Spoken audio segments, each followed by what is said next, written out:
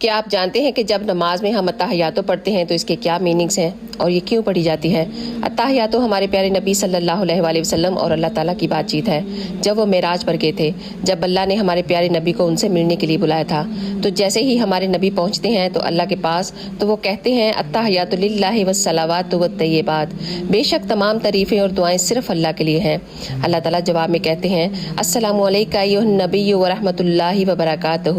جس کا مطلب ہے سلام ہو ہمارے پیارے نبی پر اور اللہ کی رحمت اور برکت ہو۔ تو پھر جواب میں ہمارے پیارے نبی کہتے ہیں السلام علینا وعلی عباد اللہ الصالحین، اور ہم پر اور اللہ کے نیک بندوں پر۔ اور اس کے بعد ہمارے پیارے نبی صلی اللہ علیہ وسلم گواہی دیتے ہیں اشہد لا الہ الا اللہ واشہد ان محمد عبدہ ورسولہ، میں گواہی دیتا ہوں کہ اللہ کے سوا کوئی معبود نہیں ہے، اس کے سوا کوئی عبادت کے لائق نہیں ہے، اور محمد صلی اللہ علیہ وسلم اللہ کے بندے اور رسول ہے۔ اس ویڈیو کو